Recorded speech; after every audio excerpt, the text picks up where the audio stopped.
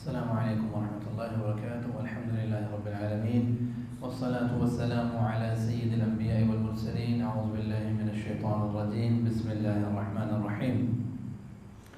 آج ہم اللہ تعالیٰ کی توفیق سے 21واں کا جو ہاف ہے اور 22ویں کا کچھ نکات ہیں وہ دیکھیں گے۔ سورۃ لقمان سے پہلے تک ہم اللہ تعالیٰ کی توفیق سے دیکھ چکے ہیں۔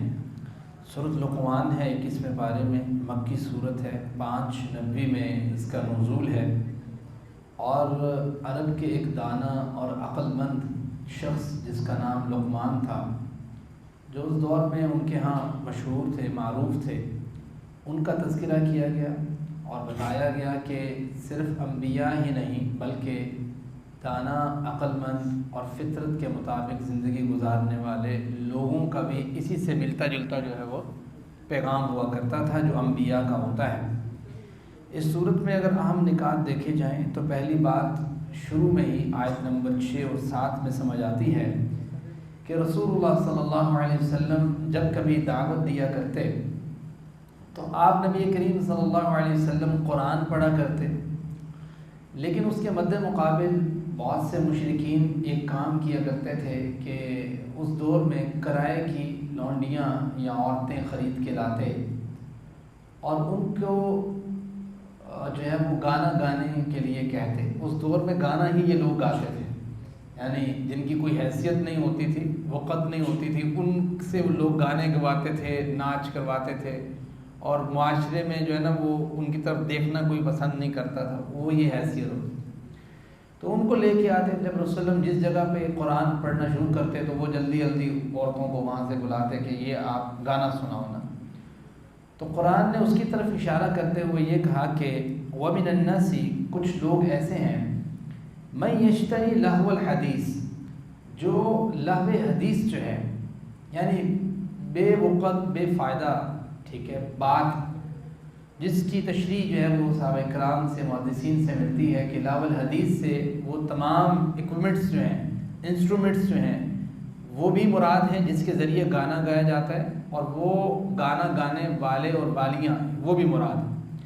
جو لوگ یہ خریدتے ہیں لیضل عن سبیل اللہ، کہ لوگوں کو اللہ کے راستے سے بھٹکا دیں، چونکہ وہ کوئی بامقصد چیز نہیں ہے، بے مقصد بے وقت سی چیز ہے، بغیر علم وَيَتَّخِذَهَا هُزُوًا، اور وہ مذاق اڑانے کی کوشش کرتے ہیں جانے میں یا انجانے میں۔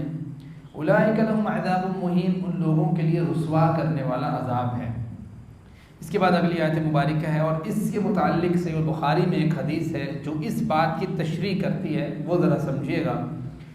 نبی کریم صلی اللہ علیہ وسلم کی یہ حدیث 5590 نمبر پہ موجود ہے۔ آپ نے کہا لَيَكُونَنَّ مِنْ أُمَّتِي أَقْوَامٌ يَسْتَحِلُّونَ الْحَرَّ وَالْحَرِيرَ وَالْخَمْرَ وَالْمَعَازِفَ، میری امت کے کچھ افراد جو ہیں وہ شراب کو اور اسی طریقے سے ان آلات کو جو موسیقی کے آلات ہیں، موسیقی کو حلال کر لیں گے، اور یہ جو لوگ ہوں گے جو موسیقی کو حلال کریں گے، یہ اس طرف لوگوں کو ظاہری بات ہے دعوت دیں گے، اور اسی طریقے سے کچھ لوگ ایسے بھی ہوں گے کہ جن کے پاس کوئی شخص، کوئی حاجت مند شخص مانگنے جاتا ہے کہ یار کچھ دو، تو وہ آگے سے کہیں گے ارجع الینا غداً، کل آنا، ٹھیک ہے۔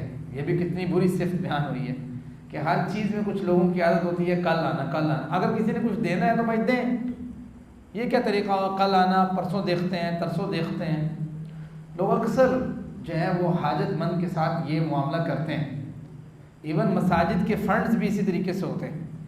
آپ دیکھیں کہ ایک عالم دین سم ٹائم یا خادم مسجد کا وہ لوگوں کے پاس جاتا ہے، پیسے ہوتے بھی ہیں کسی کی جیب میں، تو وہ جان بوجھ کے کہتا ہے کل آنا، اچھا کل آ گیا، او ہو یار اس ٹائم آ گئی، صبح صبح آنا سکھا، صبح صبح آ گئے، او اچھا میں خود پہنچا جاؤں گا، پھر 5 دن لگے، ہاں جی بھائی جان، ہاں جی شام کو آؤں گا۔ تو یہ لوگوں کی صورتحال ہے۔ اس کو بھائی یہ تو قرب قیامت کی چیز ڈسکس کی گئی ہے، اور اس کے اوپر عذاب ڈسکس کیا گیا کہ یہ جو عادت ہے یہ بری عادت ہے۔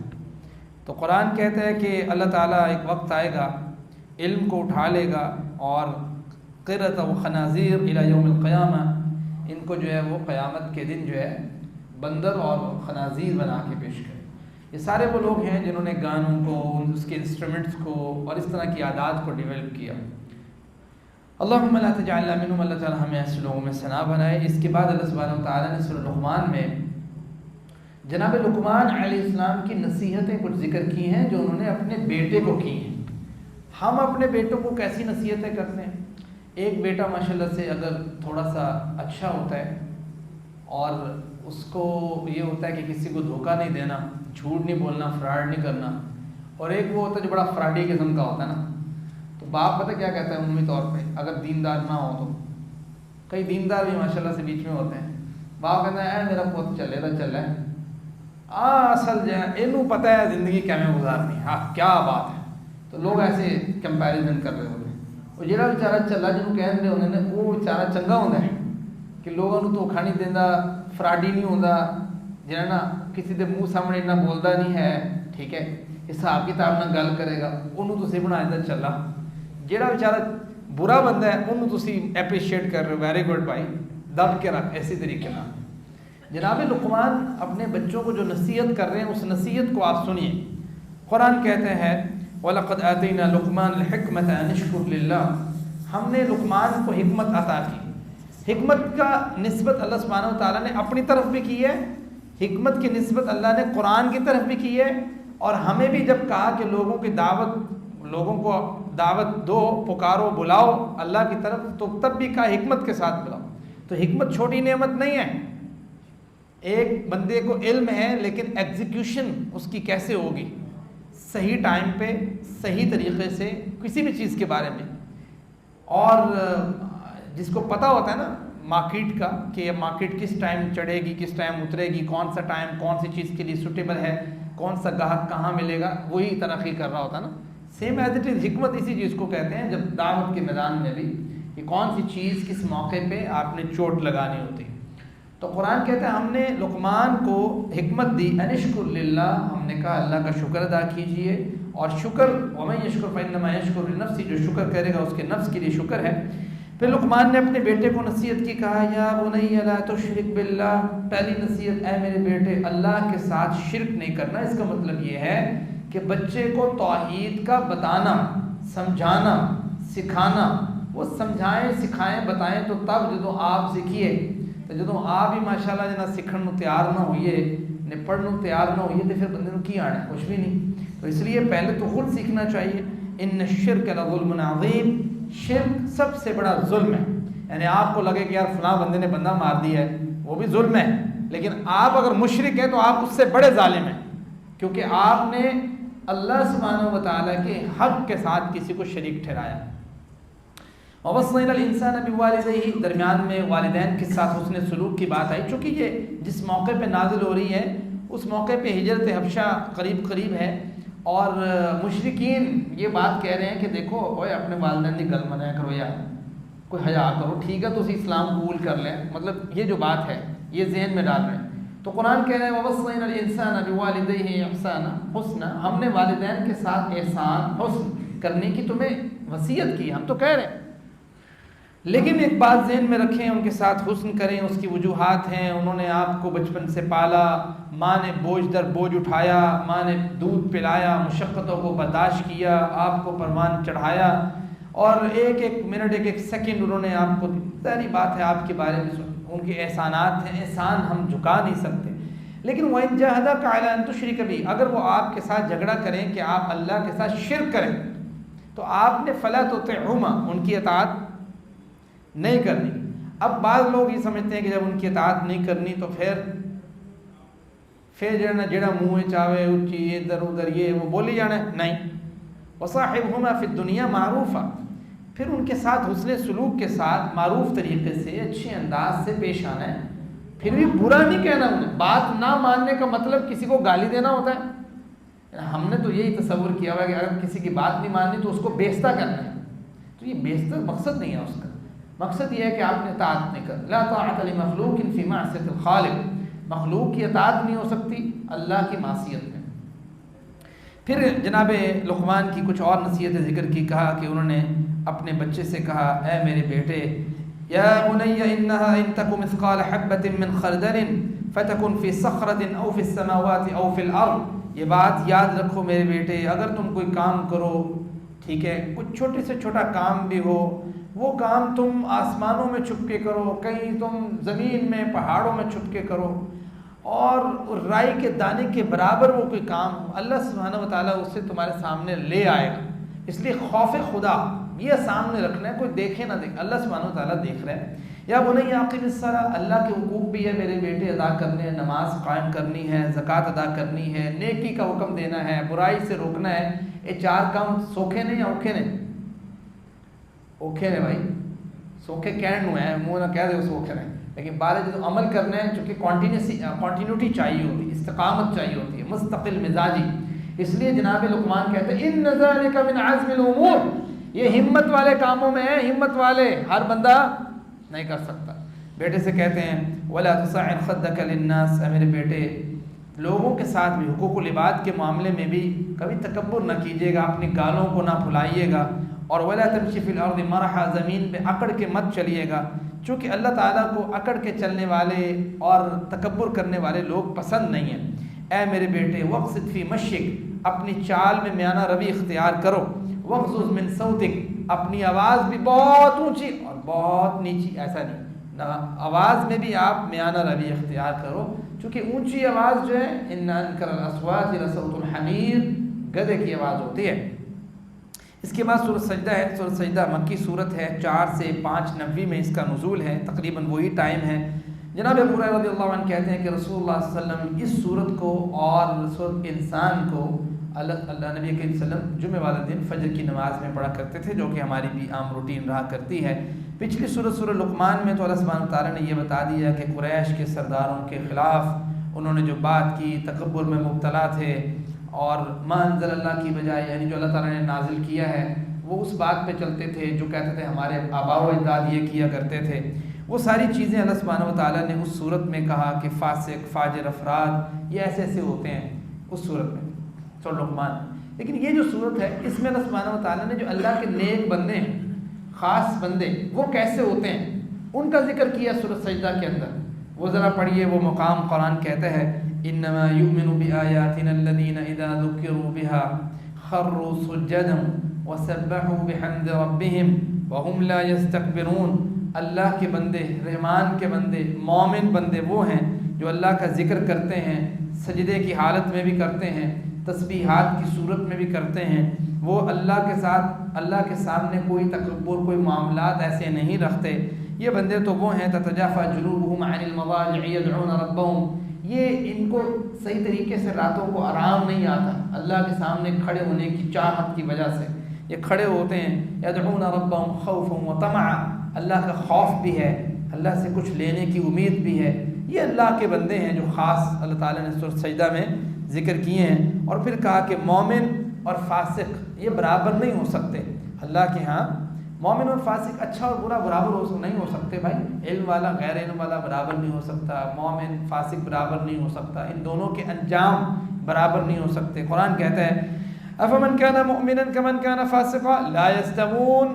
کوئی بندہ یہ نہ سمجھے کہ یہ جو مومنوں کا ذکر ہو رہا ہے یہ ان کا انجام بھی ویسے ہوگا جیسے وہ فاسقوں کا ذکر ہوا ہے، جیسے ان کا انجام. نہ ایسا نہیں ہے. وَأَمَّا الَّذِينَ فَسَقُوا فَمَأْوَاهُمُ النَّارُ. اور اسی طریقے سے کہا اَمَّا الَّذِينَ آمَنُوا وَعَمِلُوا الصَّالِحَاتِ. پھر ایک لمبی ڈیٹیل ہے کہ جو قرآن کریم میں جنت اور جہنم کے مناظر بیان کیے جاتے ہیں. اس کے بعد سورہ احزاب ہے. سورہ احزاب مدنی صورت ہے، ٹھیک ہے، مدینہ میں نازل ہوئی ہے. یہ جب غزوہ احزاب ہوا نا، غزوہ احزاب، تو اس موقع پہ غزوہ احزاب کے بعد یہ اس صورت کا نزول ہے. اور بلکہ غزوہ احزاب غزوہ بنو قریظہ چونکہ بالکل ایڈجسنٹ ہیں، اس کے بعد جناب زینب سے نکاح یہ بھی اس کے ساتھ جڑا، تو یہ سارے کام جب ہوئے تو یہ صورت اس وقت نازل ہو رہی ہے. تو غزوہ احزاب میں سچویشن یہ تھی کہ چونکہ بدر ہو چکا ہے، احد ہو چکا ہے، اور 2-4 جو ہے نا وہ غزوات ہو چکے ہیں، اور سرایا کئی ہو چکے ہیں. اب ایک پلان بنایا، یہودیوں نے پیغامات بھی بھیجے مشرکین کو اور آس پاس کے لوگوں کو کہ آپ نا اکٹھے مل کے آؤ سب احزاب کی صورت میں، اور آ کے ان سب پہ حملہ کرو اور ایک دفعہ مسلمانوں کا کام تمام کر. نہ یہ رہیں گے ہم اندر بھی موجود ہیں، آپ باہر بھی موجود ہیں. تو رسول اللہ صلی اللہ علیہ وسلم نے مشورہ کیا کہ بھائی جب وہ سب لوگ مل کے آ رہے ہیں تو آپ نے مدینہ کا وہ سارا آس پاس کا علاقہ دیکھا. کیا ہے، ایک سائڈ پہ باغات ہیں، پہاڑ ہیں، درمیان میں ایک جگہ ہے، اگر وہاں پہ کچھ بنا لیا جائے ڈیفنس تو ہو سکتا ہے. جناب سلیمان نے مشورہ دیا کہ اللہ کے رسول ہم خندق کھودا کرتے تھے, آپ اگر خندق کھود لیں. تو رسول اللہ وسلم نے بڑے ہی مہارت کے ساتھ, صحابہ اکرام نے بڑی مشقت کے ساتھ خندق کو کھودا اور مٹی جو ہے نا وہ ایک اپنی طرف کر لی. ایسے سمجھ جیسے نہر کھودتے ہیں نا, ایسے مٹی اپنی طرف کر لی تاکہ وہ ایک لحاظ سے ڈیفنس بھی رہے اور دوسری لحاظ سے وہ بھی مٹی نہ ڈال کے آگے آ سکیں. تو احزاب اللہ سبحانہ و تعالیٰ نے مختلف موقعوں پہ اگر سورہ احزاب پڑھیں تو مختلف لوگوں کی بات کی. جیسے اگر آپ پڑھیں گے منافقوں کا کردار احزاب کے اندر تو قرآن کریم میں اللہ تعالیٰ نے کہا هنالک ابتلی المؤمنون وزلزلوا زلزالا شدیدا کہ منافق تو ویسے ہلا دیے گئے, انہوں نے کہا لے بھائی سارے مل کے آ رہے ہیں, آج مارے گئے, آج اس نبی نے ہمیں مروایا. ایسے ایسے جملے تو بولتے تھے وہ رسول کے بارے میں. وَإِذْ يَقُولُ الْمُنَافِقُونَ وَالَّذِينَ فِي قُلُوبِهِم مَّرَضٌ مَّا وَعَدَنَا اللَّهُ وَرَسُولُهُ, یہ جو ہم سے وعدہ کر رہے ہیں نا کوئی پورا شورا. تو اس طرح کی کیفیت منافقوں کے اوپر طاری. اس کے برعکس جو مومن ہیں ان کے اوپر کچھ اور کیفیت ہے. قرآن کہتا ہے وہ کیا تھے, وَلَمَّا رَأَى الْمُؤْمِنُونَ الْأَحْزَابَ, جب مومنوں نے اس احزاب کو دیکھا انہوں نے کہا قَالُوا هَذَا مَا وَعَدَنَا اللَّهُ وَرَسُولُهُ, یہ اللہ تعالیٰ نے اپنا وعدہ آج پورا کرنا ہے, دیکھنا کہ ہمیں اس پہ غالب کرنا ہے, اور اللہ کے رسول کا وعدہ بھی آج. وَمَا زَادَهُمْ إِلَّا إِيمَانًا وَتَسْلِيمًا, مومنوں کا ایمان اور بڑھا. قرآن کہتا ہے کچھ ایسے تھے من المؤمنین رجال صدقوا ما عاهدوا اللہ علیہ, جنہوں نے پچھلی گزشتہ غزوات میں اپنی جانوں کا نذرانہ پیش کر کے ثابت کر دیا کہ ہم اسلام کے لیے کھڑے ہیں, سچ کر دکھایا. صدقوا ما عاهدوا اللہ علیہ, جنہوں نے وعدہ کیا تھا. ومنهم من قضى فمنهم من قضى نحبه ومنهم من ينتظر, اور کچھ تو انتظار میں ہیں کہ آج جو موقع ملے گا ہمیں اللہ کی راہ میں قربان. تو یہ مومنوں کی کیفیت کچھ اور ہوتی ہے, اور جو منافق ہوتے ہیں ان کی کیفیت کچھ اور ہوتی ہے. اور اس کے برعکس جو مشرک تھے, احزاب پورا لشکر آیا تھا, اس کی کیفیت قرآن نے کچھ یوں بیان کی ہے کہ ہوا یوں کہ اللہ سبحانہ و تعالیٰ نے سب کے دلوں میں رعب بھی ڈالا, ہوائیں بھی چلے, معاملات بھی خراب ہوئے, ان کو جانا بھی پڑا, مالیت کی کمی پیدا ہوئی, کئی جو ہے نا وہ دنوں تک وہ بیٹھے رہے وہاں پہ. قرآن کہتا ہے وَرَدَّ اللَّهُ الَّذِينَ كَفَرُوا بِغَيْظِهِمْ لَمْ يَنَالُوا خَيْرًا وَكَفَى اللَّهُ الْمُؤْمِنِينَ الْقِتَالَ وَكَانَ اللَّهُ قَوِيًّا عَزِيزًا, اللہ نے ان کو اٹھنے پر مجبور کر دیا. لیکن اس کے برعکس یہودیوں نے چونکہ اندر سے ان کے ساتھ رابطہ کر کے مسلمانوں کو نقصان پہنچانے پہ آمادگی کر لی تھی اور وہ نقصان پہنچانے کے لیے تیار بیٹھے تھے, تو رسول اللہ نے تھکاوٹ کی شدید حالت میں کہا کہ چلو بنو قریظہ کے پاس. تو بنو قریظہ کے ہاں گئے, انہوں نے کہا ہمارا معاملہ سعد بن معاذ کے ہاتھ. سعد بن معاذ نے وہ معاملہ طے کیا. قرآن نے اس کا نقشہ بھی کچھ یوں کھینچا وَأَنزَلَ الَّذِينَ ظَاهَرُوهُم مِّنْ أَهْلِ الْكِتَابِ مِنْ صَيَاصِهِمْ وَقَذَفَ فِي قُلُوبِهِمُ الرُّعْبَ فَرِيقًا تَقْتُلُونَ وَتَأْسِرُونَ فَرِيقًا, ایک فریق کو تم ان میں قتل کر رہے تھے اور دوسرے کو تم اسیر بنا رہے تھے. سورہ احزاب میں جو بڑی اہم چیز ہے جو آپ نے سورہ نور پیچھے پڑھی تھی, ان دونوں صورتوں کو ملا کے پڑھنا چاہیے تو آپ کو ایک بڑی پکچر واضح ہوتی ہے. جو سماجی معاملات ہیں, اسلام کے معاشرتی معاملات ہیں, وہ بڑے کھلتے ہیں. چند ایک باتیں اس میں جو میں آپ کے سامنے رکھنا چاہتا ہوں. پردے اور چادر جلباب کا ذکر ہوا کہ عورتوں کو چاہیے اللہ کے رسول آپ قل ازواجک و بناتک و نساء المؤمنین یدنین علیہن من جلابیبہن, ان کو کہیے کہ آپ بڑی چادر جو ہے وہ اپنے اوپر لے کے رکھا کریں جب باہر نکلنا ہوتا ہے. عمومی طور پہ پردے کے جو مسائل ہیں وہ یہاں تک کہے گئے کہ اگر کوئی شخص بات کرتا ہے تو اس کو کہیں کہ آپ چلیں حجاب کے پیچھے سے بات کر لیں, ٹھیک ہے. اور اسی طریقے سے جناب زینب کا وہ جو نکاح کا مسئلہ تھا اس میں یہ بات کہ جو ہے نا وہ جو رسم تھی ایک لحاظ سے کہ لے پالک جو بچہ ہوتا تھا نا, جس کو آپ نے لے کے پالا ہوتا ہے, وہ بچہ آپ کے زبان سے منہ سے کہنے سے کہ میرا پوتا اتنا پوتا نہیں بڑھ جاتا, ٹھیک ہے, وہ آپ کا لے پالک ہی ہے. اس سے وہ آپ اس کی نسبت نہیں تبدیل ہوگی. یعنی لوگ جناب زید کو زید بن محمد کہتے تھے, ٹھیک ہے. اس کے بعد چونکہ آپ اللہ علیہ وسلم نے ان کو اپنا لے پالک بنا لیا تھا تو اس کے بعد تبدیل کر دینا, نہیں بھائی یہ نہیں ہوگا. اور پھر یہ بھی تھا کہ چونکہ زید تو متبنہ ہے یعنی منہ بولا بیٹا ہے, اور وہ جو کہتے ہیں کسی کو منہ سے کچھ کہہ دیا تو وہ بات ایسا نہیں ہے, کہتے ہیں جی میرا پوت بنیا ہے, میرا فلاں بنیا, ایسا نہیں ہوتا بھائی. منہ نہ کہنا کچھ نہیں ہوتا, وہ ویسے ہی رہتا ہے محرم جیسے دوسرے محرم ہوتے ہیں. تو قرآن کہتا ہے کہ بھائی پھر یہ بات ہوئی کہ جناب زید جو کہ منہ بولے بیٹے تھے انہوں نے اپنی بیوی کو طلاق دی. اب نبی کریم صلی اللہ علیہ وسلم کو ہم نے حکم دیا کہ آپ ان کی بیوی سے شادی کریں صرف اس رسم کو توڑنے کے لیے, اس رسم کو توڑنے کے لیے کہ کوئی شخص یہ نہ سمجھے کہ بھائی یہ کئی لا یکون حرجن بین کیسے کر کے آیت ہے کہ تاکہ کسی مومنوں کے لیے اس معاملے میں حرج نہ ہو، آپ اس معاملے کو توڑ دیں، اس رسم کو توڑ دیں. تو رسول کے ذریعے یہ والی رسم بھی یہاں پہ کئی لا یکون علی المؤمنین حرج فی ازواج ادعیائہم. پھر یہ بات بھی کہی گئی کہ عورتوں کا گفتگو کا انداز جو ہے نا وہ نرم نہیں ہونا چاہیے، یعنی ایسا نہیں ہونا چاہیے دلکش قسم کا کہ کوئی غیر محرم کے ساتھ جو ہے وہ ایسی طریقے سے بات کرے، بلکہ تھوڑا سخت ہونا چاہیے. ایسا سخت ہونا چاہیے کہ کسی کے دل میں کدورت پیدا نہ ہو، تو اس کو سختی سے پیش آنا چاہیے. یہ نہیں ہونا چاہیے کہ جس طرح مطلب نرمی سے باتیں کرتا ہے. عورتوں کو یہ بات سمجھائی گئی کہ آپ کو اس معاملے میں فلا تخضعن بالقول، آپ کو اپنی بات کو نرم نہیں رکھنا، تھوڑا سخت رکھیں.